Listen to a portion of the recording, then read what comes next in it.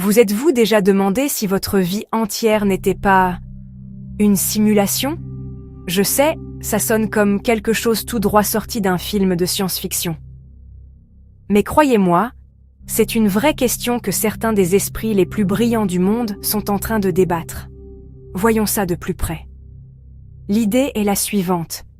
Et si une civilisation super avancée, bien en avance sur nous, avait créé une réalité virtuelle si réaliste que les êtres à l'intérieur ne sauraient pas que c'est faux?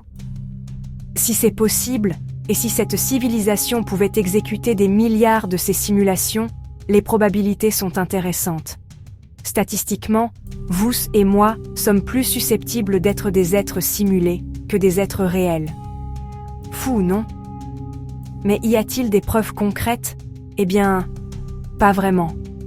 C'est plus un argument philosophique qu'un argument scientifique, du moins pour l'instant.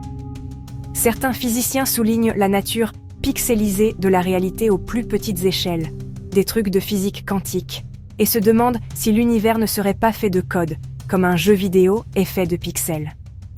D'autres mentionnent comment, parfois, notre univers semble avoir des règles et des bugs, comme la vitesse de la lumière étant la chose la plus rapide possible, ou ces étranges particules quantiques qui changent juste parce qu'on les observe.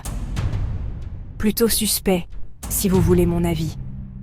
Maintenant, certaines personnes sont effrayées par cette idée, pensant que cela signifie que rien n'est réel. Mais attendez, si tout ce que vous voyez fait partie de votre monde, même si c'est simulé, c'est toujours votre réalité. Si tout ce que vous entendez fait partie de votre monde, même si c'est simulé, c'est toujours votre réalité. Si tout ce que vous touchez fait partie de votre monde, même si c'est simulé, c'est toujours votre réalité. Si tout ce que vous ressentez fait partie de votre monde, même si c'est simulé, c'est toujours votre réalité. Que vous soyez fait d'atomes ou d'algorithmes, vos expériences sont toujours réelles pour vous.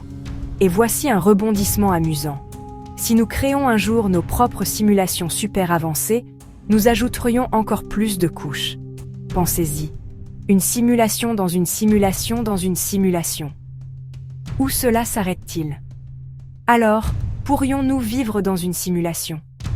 Pour l'instant, il n'y a aucun moyen de le prouver ou de le réfuter. Mais peut-être, juste peut-être, poser la question est plus important que la réponse.